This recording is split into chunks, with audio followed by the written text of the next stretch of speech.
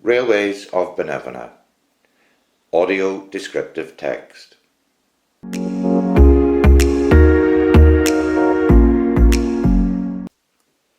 This video is an audio description of the Railways of Binevenagh guide.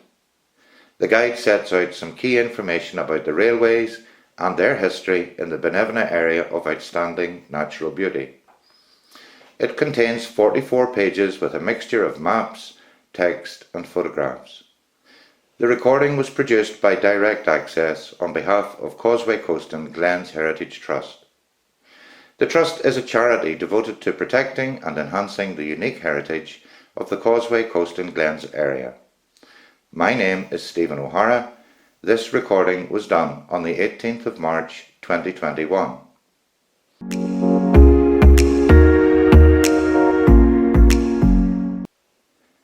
Contents. 1. Binevenagh area of outstanding natural beauty. 2. Introduction. 3. The rise of the railways in Ireland. 4. The Londonderry and Coleraine Railway Company. 5. The impact of the new railways. 6. Built heritage. 7. Natural heritage of Binevenagh. 8. The Railways of Binevenagh in the 20th century. 9. Binevenagh and Coastal Lowlands Landscape Partnership Scheme. 10. Thank you. 11. Visitor information and our funders.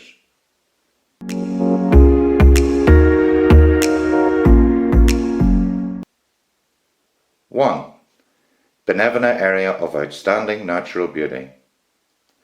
The Binevenagh area of outstanding natural beauty was designated in 2006 by virtue of its outstanding natural beauty and its rich and diverse natural, built and cultural heritage. The Binevenagh area is located in the northwest of Northern Ireland, running from the shores of Lough Foyle and the Roe estuary to the small village of Castlerock and on to the outskirts of Coleraine. The area of outstanding natural beauty boasts some of the finest beaches and dune systems in Ireland, which rise steeply to Binevenagh Mountain.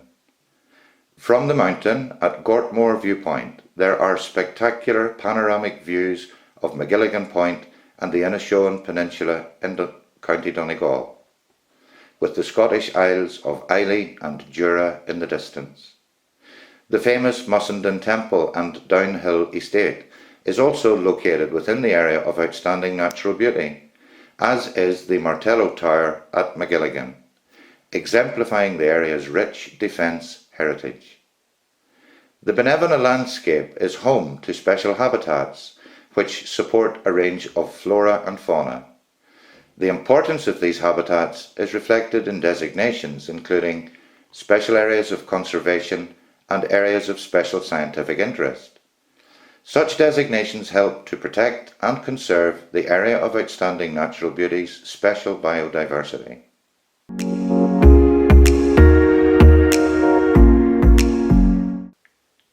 2. Introduction.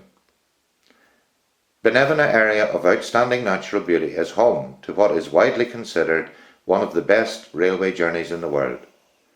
The tracks and tunnels of the Londonderry to Coleraine Railway have shaped this outstanding landscape, offering access to its stunning views, wildlife, amenities and local communities from the mid-19th century.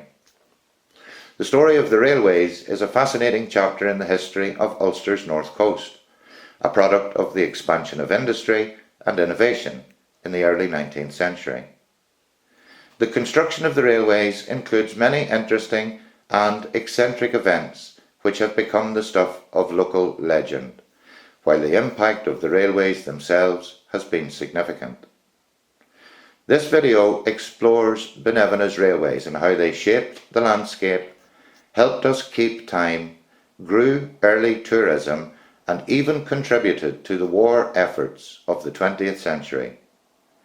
Memories and stories of local people show what the railway has meant to generations of residents and visitors. We will also learn more about the rich landscape, wildlife and habitats which can be seen along the Londonderry to Coleraine line.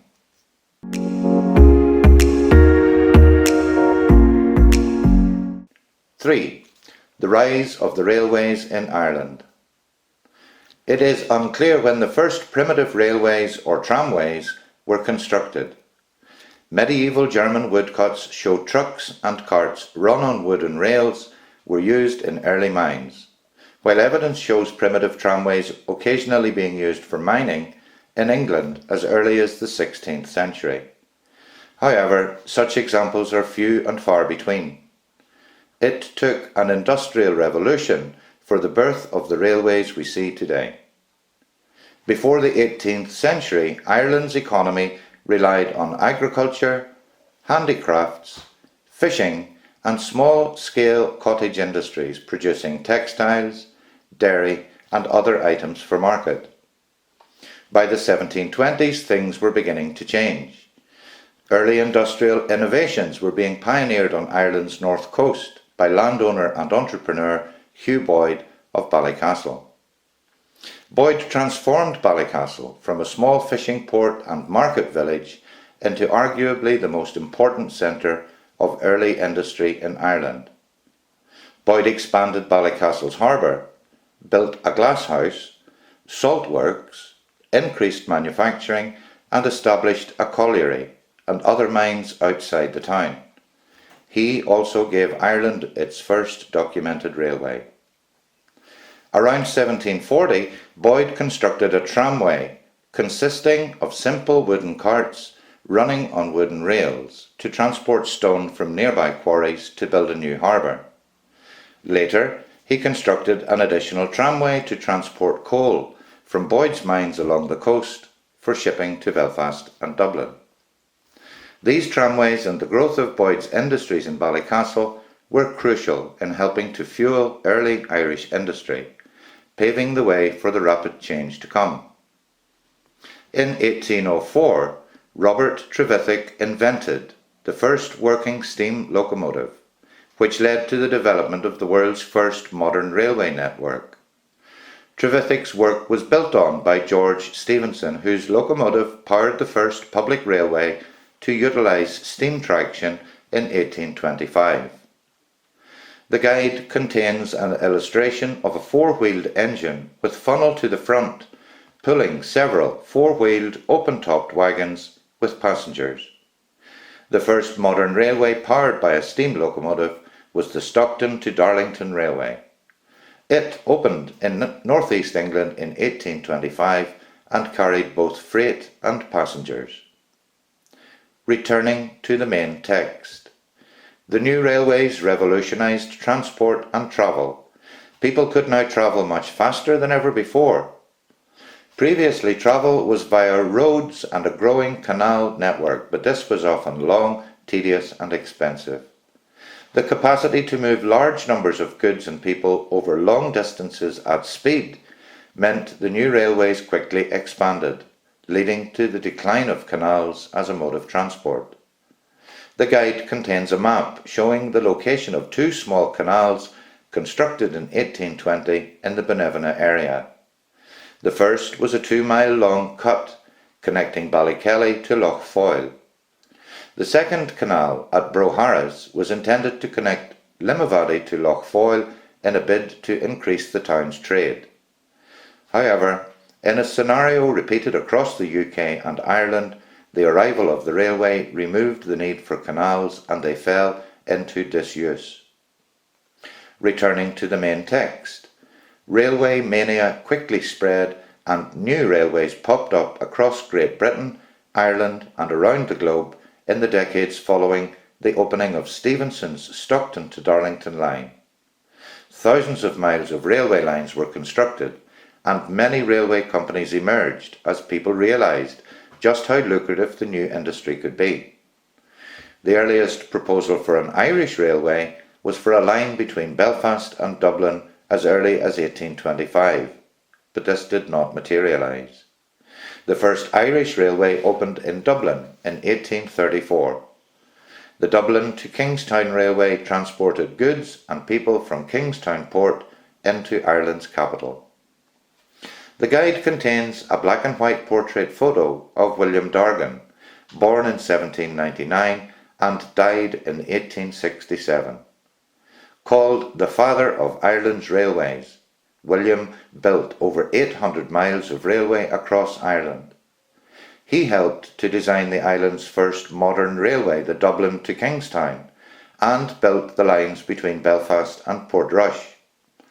Dargan also undertook significant public works, including the Ulster Canal and Belfast's Queen's Island. In 1836, royal assent was granted for a railway between Belfast and Lisburn, the second to be built in Ireland. Opening in May 1839, the Ulster Railway carried 3,000 passengers on its first day and was a great novelty for the people of the area. Ulster's railway network continued to expand.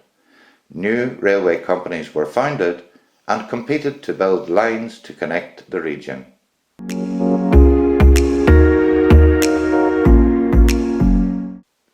Four, the Londonderry and Coleraine Railway Company. By the 1840s, Derry Londonderry was a thriving port town with over 20,000 residents and was close to the neighbouring hubs of Limavady and Coleraine. The area boasted fertile farmland with strong linen and agricultural industries, and so was seen as holding great potential for a new railway. From the time of the plantation, Derry Londonderry held strong connections with the City of London. Hence, in 1844, proposals for two new railways were raised in the city. One line was to run to Enniskillen via Strabane and Omagh. The other proposed scheme would prove to be far more ambitious. Plans were made for a railway line to connect Derry Londonderry to Limavady and Coleraine, improving transport links for trade and travel. However, the railway itself was only part of a much grander scheme. An extensive land reclamation project would also be included. The new railway line was to run atop a 15-mile-long embankment from Coolkira, cutting across the northeastern corner of Lough Foyle to McGilligan Point. The embankment's construction was intended to reclaim around 20,000 acres of land, which would be sold to finance the new railway. Despite some scepticism, the Londonderry and Coleraine Railway Company, often abbreviated to the L&C, received parliamentary approval on the 4th of August 1845 and successfully raised £500,000 for the project. This gave the go-ahead for the construction of the embankment and some 30 miles of railway between Coleraine and Derry Londonderry, with a branch line to Limavady. The guide contains a map of the stations between Waterside and Derry Londonderry. The stations within the Binevenagh Area of Outstanding Natural Beauty are highlighted. These are Bellarina, McGilligan, Umbra, Downhill Tunnels and Castle Rock. Work begins on the new railway. Construction commenced almost immediately after the L&C's plans were approved. Famous railway engineer Robert Stevenson, the son of George Stevenson, and architect Charles Lanyon were commissioned to undertake initial surveys for construction of the Great Embankment and two tunnels at Downhill. In 1845, contractors began the land reclamation work at Coolkira. Stone, quarried in Moville, Donegal, was ferried across Lough Foyle for the new embankment. The guide has a photo of Queen's University Belfast, one of Sir Charles Lanyon's projects. The caption states he was born in 1813 and died in 1889. Charles was an Englishman who moved to County Antrim as county surveyor in 1836, where he helped to oversee the construction of the Antrim Coast Road. A talented architect and civil engineer, Lanyon was involved in many prominent projects over his long career, including Crumlin Road Courthouse and Portrush Town Hall. Belfast Central Station has recently been renamed Lanyon Place in his honour. Returning to the main text. By June 1846, around 4,000 acres of land had been reclaimed and quickly sold and put to tillage. The construction of the downhill tunnels was also underway by this time. Reports claim that the L&C were forced to bring in several hundred Englishmen to work on the construction, as no local navvies could be found with the required expertise. The guide has an illustration of two men with shovels, known as navvies. An abbreviation of navigator, navvy is a general term used for those who worked on the construction of canals and later railways across the UK and Ireland. At the peak of railway mania in the 1840s, around 250,000 navvies were employed to work on UK railways. Around a third of these are thought to have been Irish labourers. Returning to the main text. Traditional tunnelling and mining techniques were used to excavate the tunnels, alongside the use of explosives to remove large quantities of rock. The first blasting at Downhill occurred in November 1845. Lady Bruce, wife of landowner Sir Henry Hervey Bruce, lit the fuse for the explosion and hosted a celebration at Downhill Castle.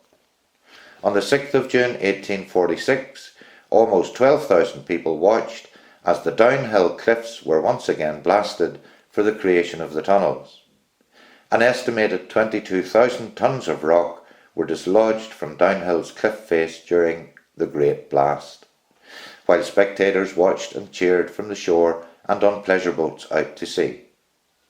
A banquet with 500 guests was then held inside one of the partially excavated tunnels, in which 18 ornate chandeliers were hung from the basalt rock ceiling. The guide contains an extract from an article, "The Great Blast at Downhill," in the Railway Times, 27th of June 1846. An onlooker describes the Great Blast at Downhill. Saturday, June the 6th, was the day appointed for this tremendous explosion. Some mercantile houses in this city suspended business to allow all in their employment a holiday, and vast numbers both in town and from the country eagerly availed themselves of the opportunity to witness. Thousands kept moving in groups to and fro upon the sand, or were seen to climb the steep ascent of Downhill or to visit the tunnels. An object of considerable interest was the mine in which was deposited the elements of destructive power. Mr. Hemming, the engineer, was most persevering in his exertions to prevent the possibility of accident or danger. At 10 minutes after 2 o'clock, with his own hands, he took down the first flag, when 2 cannon shots were fired. Mr. Hemming then took down the second signal flag, and 1 gun was fired 10 minutes before the explosion.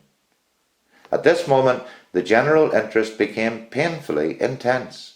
The breath was retained, and every eye was strained in gazing upon the cliff.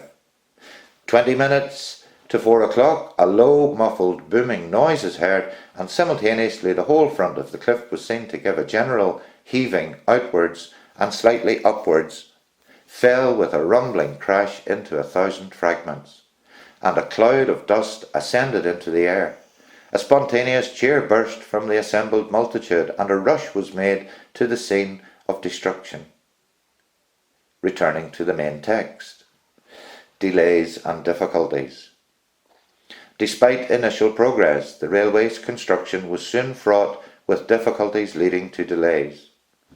Early issues included the miners working on the downhill tunnels attempting to unionize, which was illegal in this period.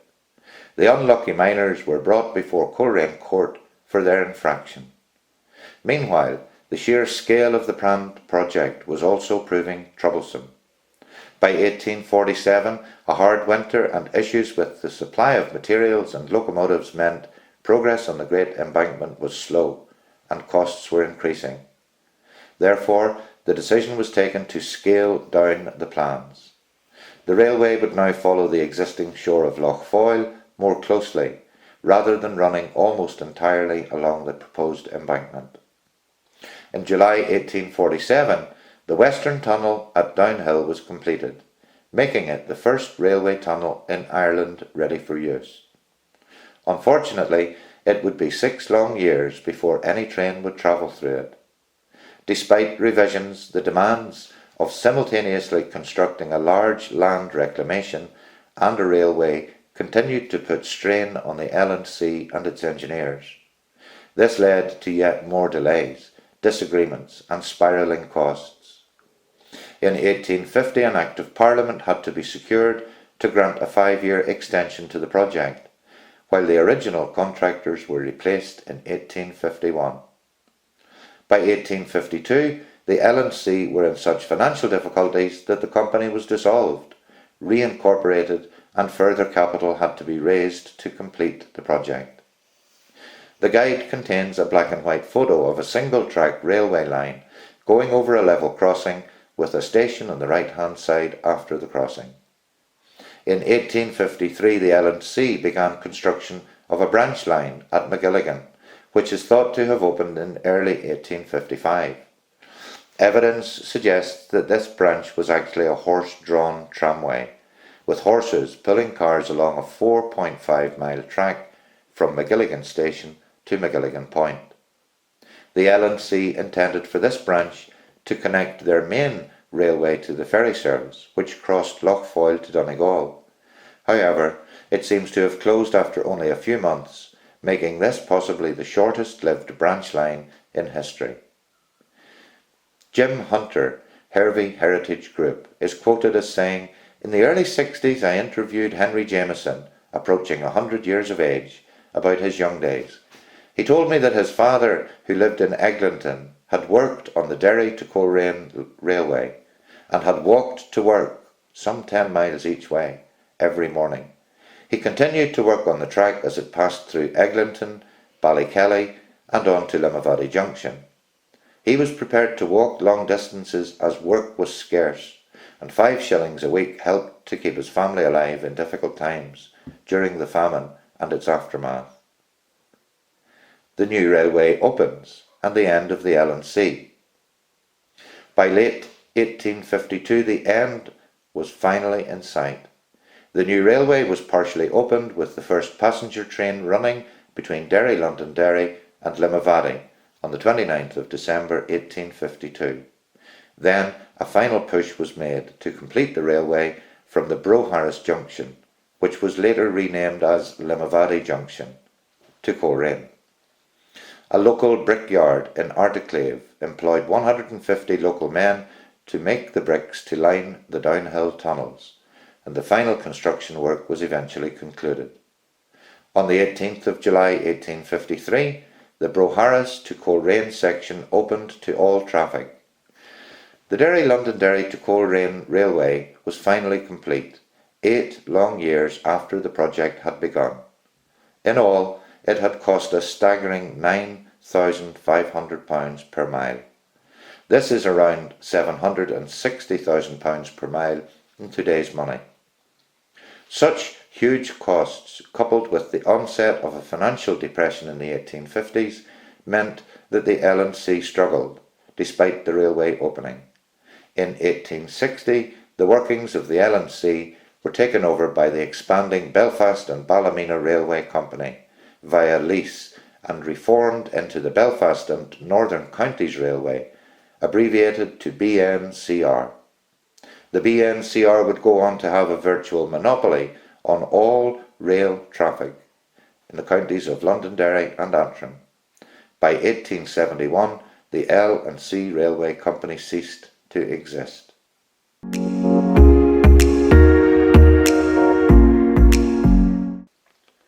Five. The impact of the new railways. The railway had a significant impact on its surrounding communities and on the landscape which would later be designated as Binevenagh Area of Outstanding Natural Beauty. The construction of the line itself offered employment during the Great Famine of the 1840s to early 1850s and provided increased opportunities for travel, communications, recreation and trade. The general social and cultural impact of the railways cannot be underestimated. Changing times. The strict timekeeping required for running an efficient railway network and the introduction of timetables actually helped standardise time.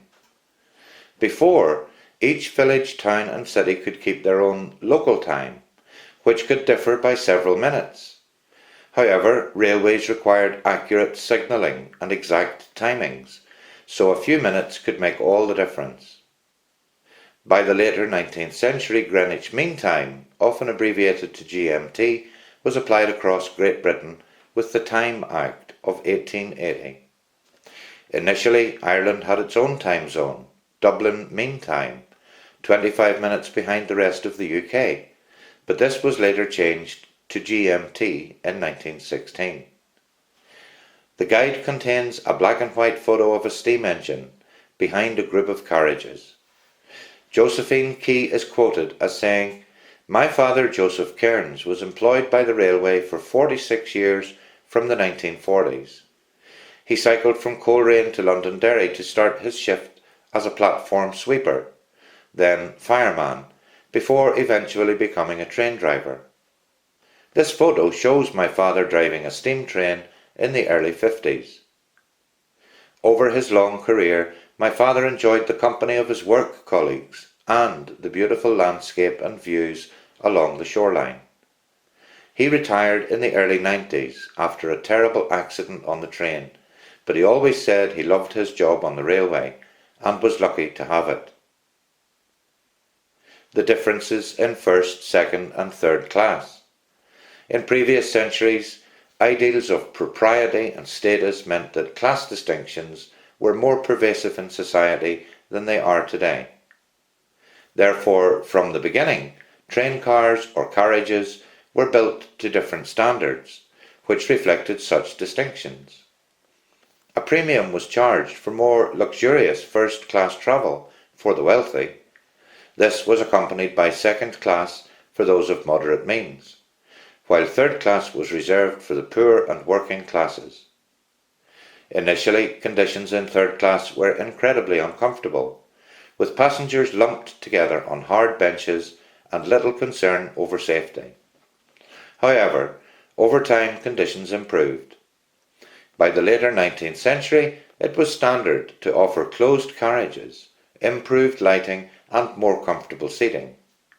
These improvements meant that it became more common for better-offs to travel third class, especially over long journeys. Thus, railways provided one of the few opportunities for people of different classes to interact, sitting side by side as railway passengers. Alex Esdale, former UTA and NI Railways area manager, is quoted as saying, "The railway was never without light-hearted moments. There was Tommy McConaughey, the foreman at Limavady Junction, who, when parcels were collected, just signed the delivery book on behalf of the owner. We had auditors who arrived unannounced to check the books, and one asked Tommy why all the signatures were in the same handwriting. Tommy just replied, 'Sir, you see, we all went to Carrowmeno School, just down the road.' I also remember a station master clerk called Dan Bradley, who was travelling home on the 5:30 from Londonderry, so I joined him in the second-class compartment, for which he had a pass. However, a very officious ticket inspector saw my ticket, which was only a third, and asked me to leave." Early tourism on Ulster's coast. The advent of the railways had a huge impact on Ireland's economy and industry. As early as the 1850s, the L&C recognised the tourism potential of their new railway, given its proximity to the Giant's Causeway. Special fares were provided to Coleraine and on to Portrush, where passengers could arrange transport to the Causeway and other tourist attractions. The guide contains a black and white photo of three ladies sitting at the wishing chair Giant's Causeway. The caption states, "The Giant's Causeway has been a popular tourist attraction for over 200 years. The first Causeway Hotel was built in 1836, and Kane's Royal Hotel was built in the 1860s. Both hotels had tour guides associated with them, while locals often sold souvenirs to tourists at the stones. Access to the north coast was boosted by the main line railway to Portrush in the 1850s. In 1887, the world's first hydroelectric tramway was extended to the Causeway. It first opened in 1883, transporting passengers from Portrush to Bushmills. The tramway closed in 1949. Returning to the main text. Later, the BNCR also recognised that encouraging the growth of Ulster's tourism could increase their passengers and profits, investing heavily in attracting visitors to both the Antrim and North Coasts. BNCR offered cheap excursions and day trips, and even undertook large-scale tourism projects. The most famous of these projects was the construction of the Gobbins Cliff Path at Island Magee in 1902, overseen by BNCR Chief Engineer Barclay Dean Wise. His work at Glenariff alongside his BNCR colleague Edward John Cotton was also impressive. In 1886, the BNCR opened a narrow-gauge railway running from Ballymena to Parkmore with the intention of profiting from tourism in the Antrim Glens. The company leased land at Glenariff, close to Parkmore, and together Dean Wise and Cotton turned this area into a thriving tourist attraction, laying out rustic walks, paths, bridges, and building a tea room for visitors. Many such attractions built by the BNCR are still enjoyed by visitors today. The railway's efforts to encourage the growth of tourism were largely successful. For the first time, people from all walks of life had the ability to affordably travel faster, further afield, and to enjoy day trips and excursions. This encouraged the growth of seaside resorts along the north coast and in Binevenagh area of outstanding natural beauty, Portstewart and Portrush. Portstewart, which lies east of the area of outstanding natural beauty's boundary, quickly became a very popular destination with tourists and holidaymakers, as it remains to the present day. Portstewart was serviced by a small stop on the Coleraine to Portrush line on the outskirts of the town. Local landowner John Cromie had prevented a central Portstewart station being built in the 1850s, as he feared the railway would ruin the town's character. This stop, Portstewart Station, was constructed across from Cromie's estate in retaliation for his objections. From 1882, visitors could avail of a tramway connecting Portstewart Station to the town centre. This tramway ceased operations in 1926. Portstewart Station closed in 1988. Portrush also experienced a significant transformation due to the railway, evolving from a modest fishing village in the early 19th century to an expansive seaside resort with numerous hotels and entertainments. Famous BNCR engineer Barclay Dean Wise oversaw substantial improvements in the town in the 1890s, expanding Portrush Station and renovating the Northern Counties Hotel. Mike Jones, Castle Rock Community Association, is quoted as saying, "In 1972, I was required to move my family to the Coleraine area. I fell for the downhill domain, and Hazlet and Castle Rock Station allowed me to commute to Coleraine. Once moved to Castle Rock, I soon fell in with a loyal group of train travellers such as Harry Taylor, W.T. Ewing and Peter Craddock.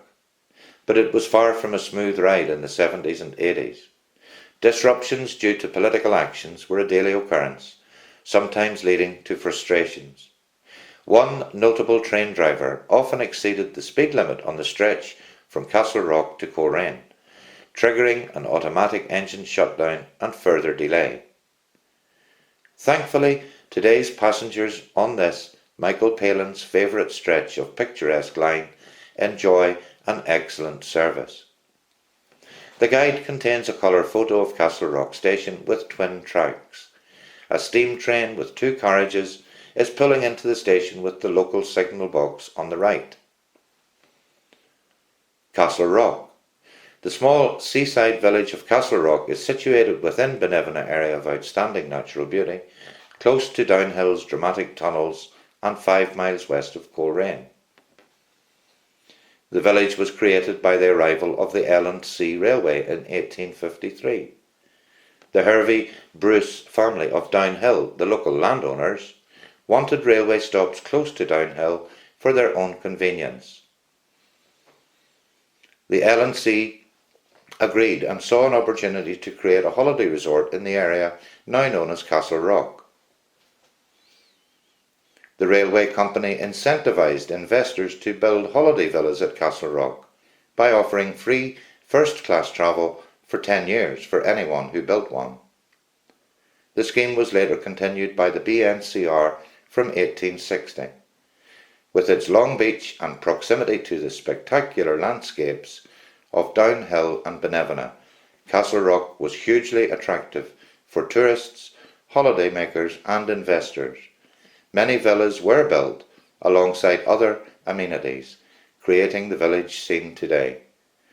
Castle Rock remains a popular destination in the summer months, enjoyed by locals and visitors alike.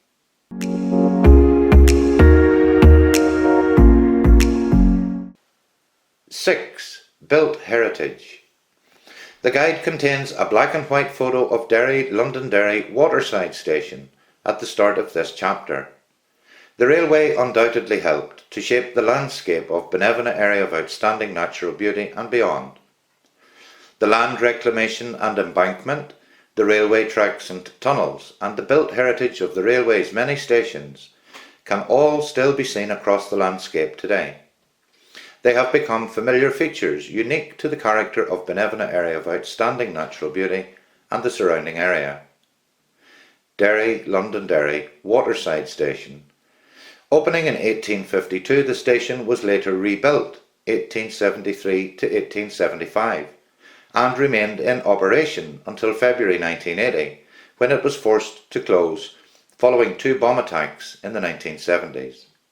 The station was replaced by a modern station with a new platform and reduced capacity. In 2016, TransLink announced that the station would be restored and reopened as a transport hub for the city. Waterside opened once again for rail traffic on the 21st of October 2019 and is now the only railway terminus in the city. Londonderry to Limavady. In 1853, stations at Willsborough, which later became Eglinton, Carrahue, Ballykelly and Brighter, were opened.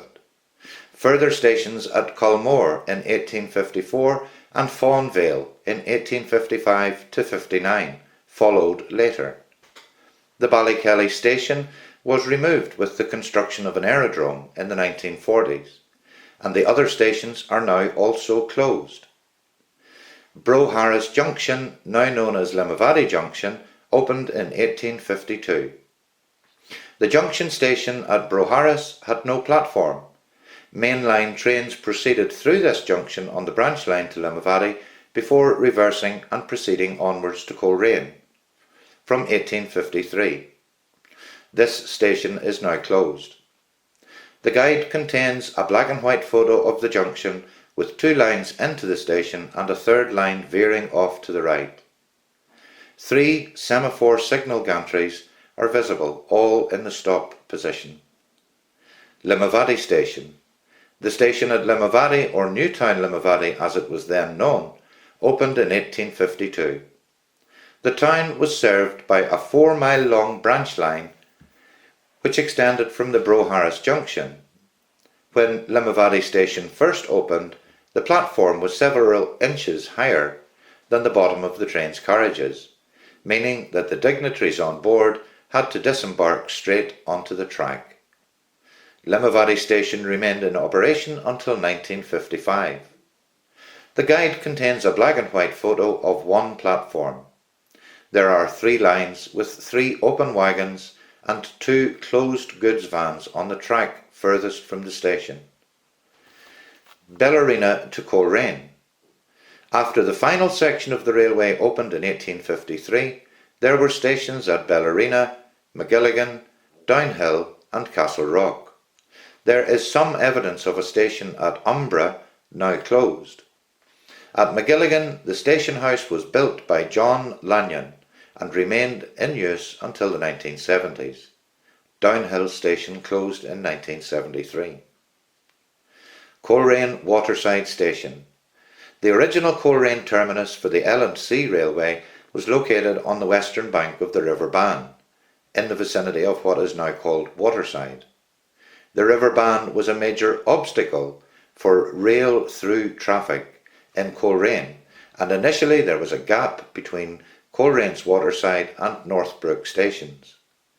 Passengers were required to disembark and cross the river by horse car.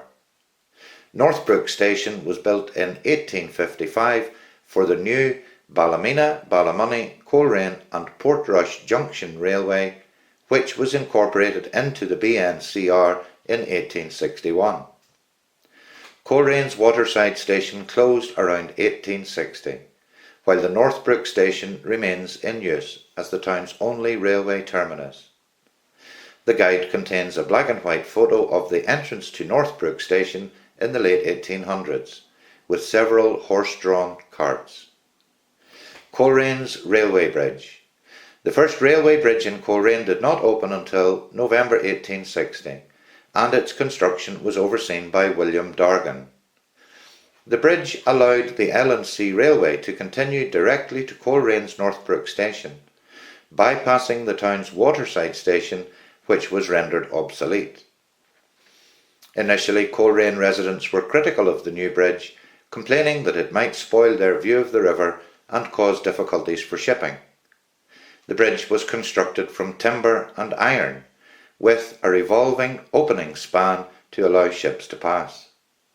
It remained in operation until 1924, when it was replaced by the current bridge, a steel construction famed for its efficient bascule span mechanism. This mechanism allows the bridge to be raised up vertically, allowing ships to pass, making for a dramatic sight. The guide contains a black and white photo of Colerane's original railway bridge crossing the River Bann. Wooden structure can be seen holding up the railway track. The sepia photo of the current railway bridge at the same location shows a steam train pulling 3 carriages and what appears to be a goods van.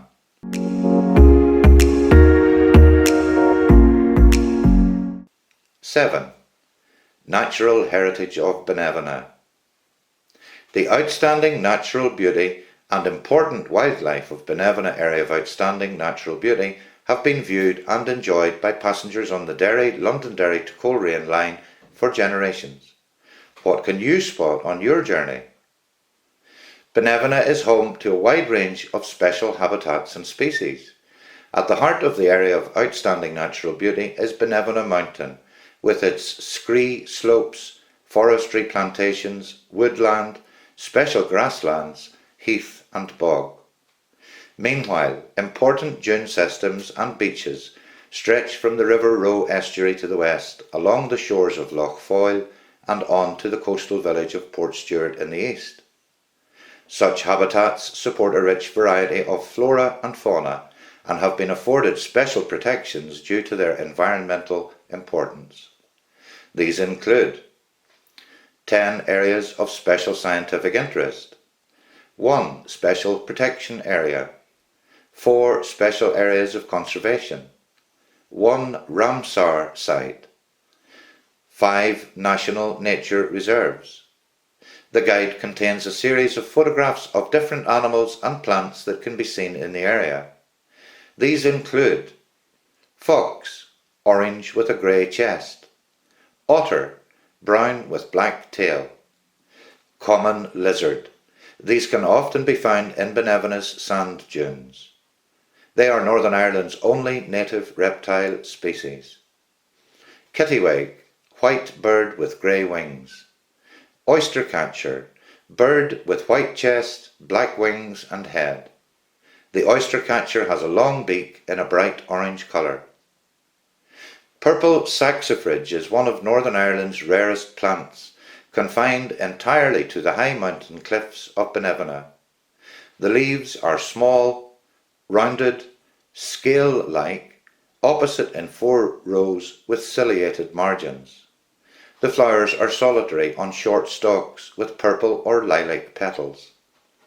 Other rare plants include mountain avens and moss campion, not pictured.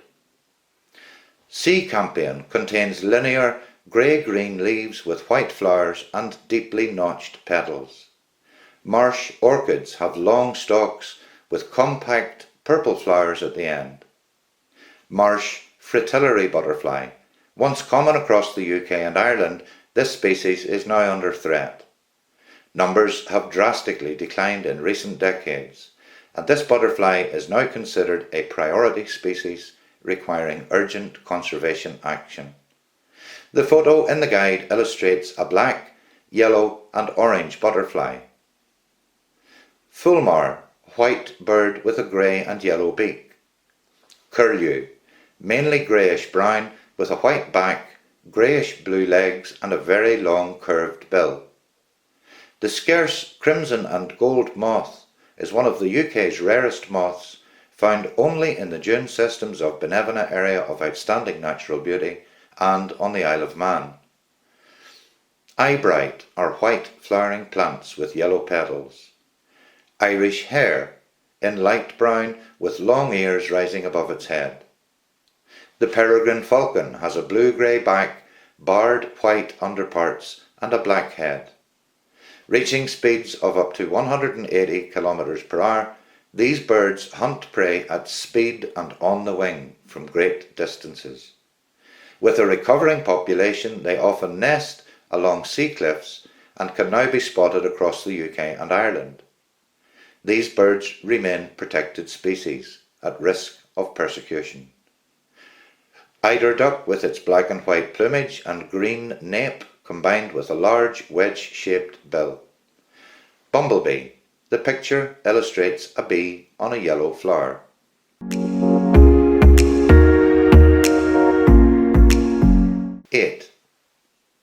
The Railways of Binevenagh in the 20th century. The Northern Counties Committee and World War I. From July 1903, BNCR railways were now managed by the Northern Counties Committee, abbreviated to NCC, a management committee of the Midland Railway of England.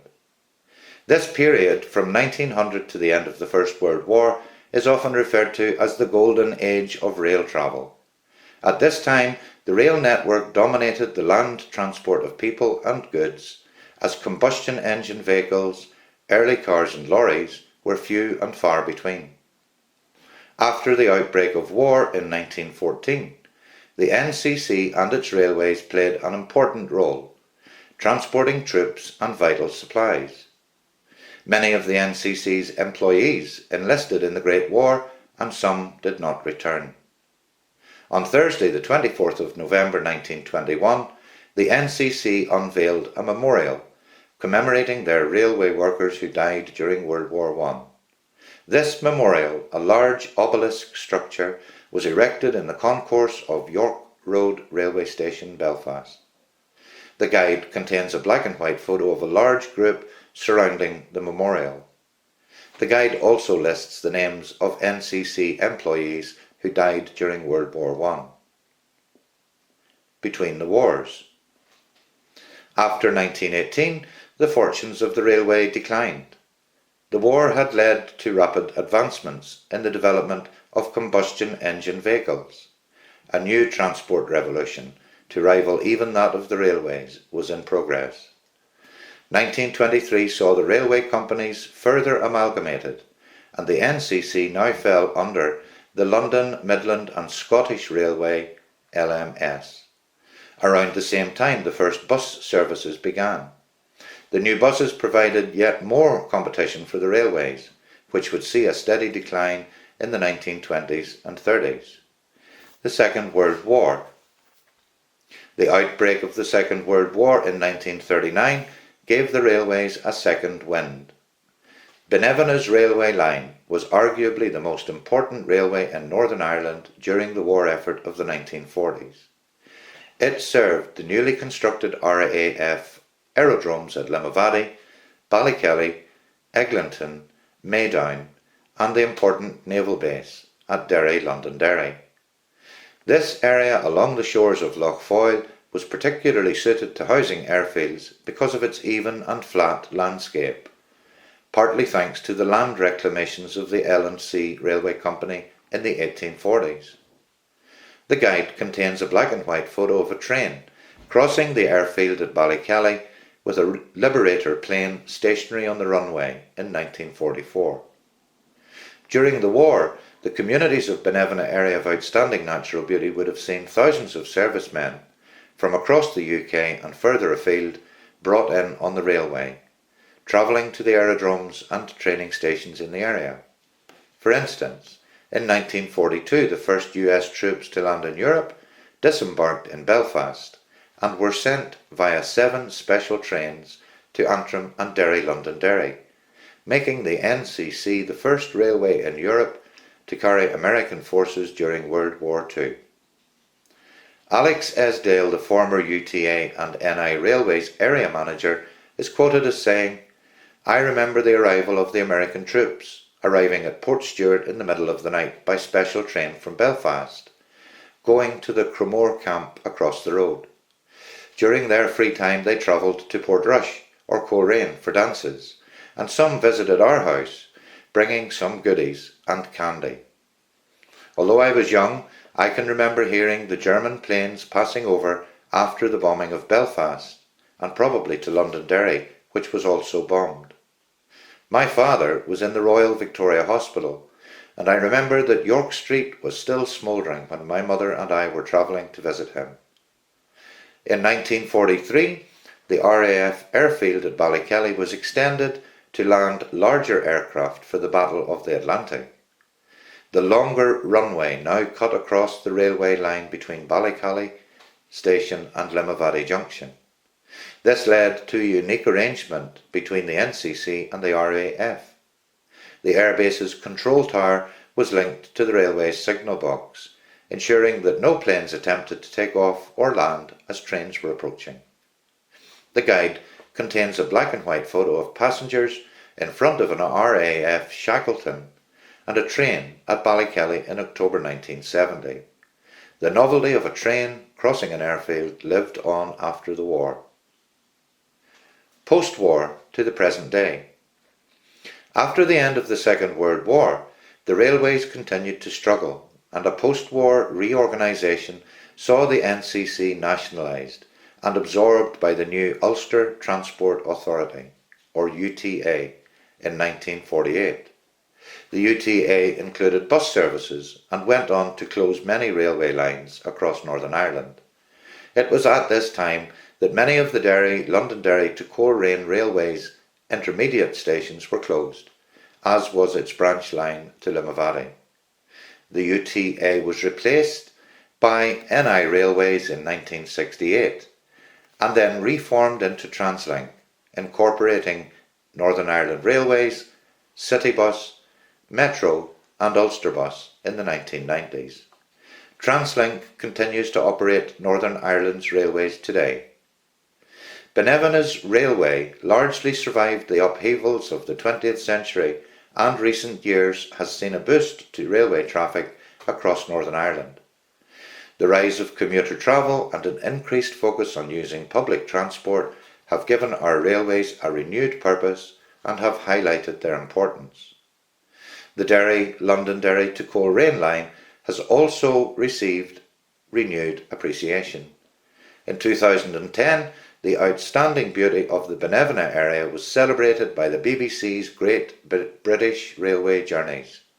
Host Michael Palin described the line as one of the most beautiful railway journeys in the world.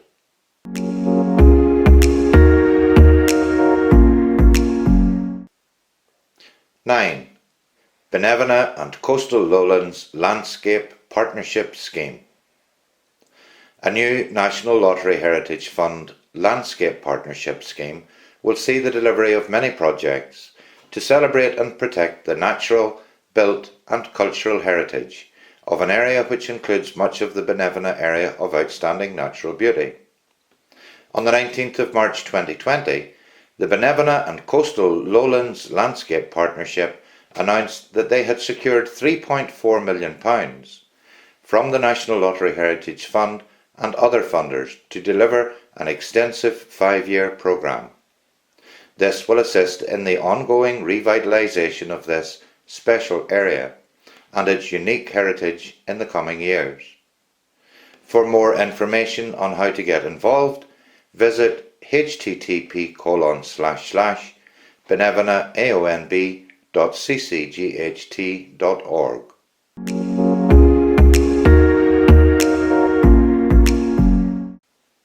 10. Thank you.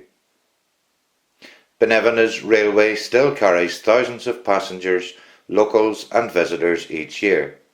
This wonderful resource, an important piece of our local, industrial and built heritage, continues to offer access to the unique landscape of Binevenagh area of outstanding natural beauty and holds special memories for many people. Visit www.translink.co.uk to find out how you can experience this exceptional railway journey, and see www.ccght.org for more information on Binevenagh area of outstanding natural beauty. Causeway, Coast and Glens Heritage Trust would like to thank all those who have assisted in the production of the guide and this subsequent accessible video. In particular, we thank everyone who shared their memories, stories, information and images of Binevenagh's railways. Your help and support is greatly appreciated.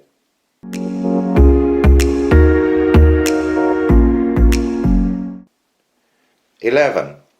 Visitor information and our funders. For visitor information, go to discovernorthernireland.com. This video is part of Causeway, Coast and Glens Heritage Trust's ongoing work to promote the special qualities and heritage of our protected landscapes. The publication and further information can be found at ccght.org. Follow us on Facebook at Causeway, Coast and Glens Heritage Trust or Twitter at ccght. The following logos are on the screen. Causeway, Coast and Glens Heritage Trust in red with 2 ferns. Antrim Coast and Glens Area of Outstanding Natural Beauty logo illustrating cliffs by the sea. Binevenagh Area of Outstanding Natural Beauty logo featuring a building on a cliff face. Causeway Coast Area of Outstanding Natural Beauty logo featuring a duck on the coast.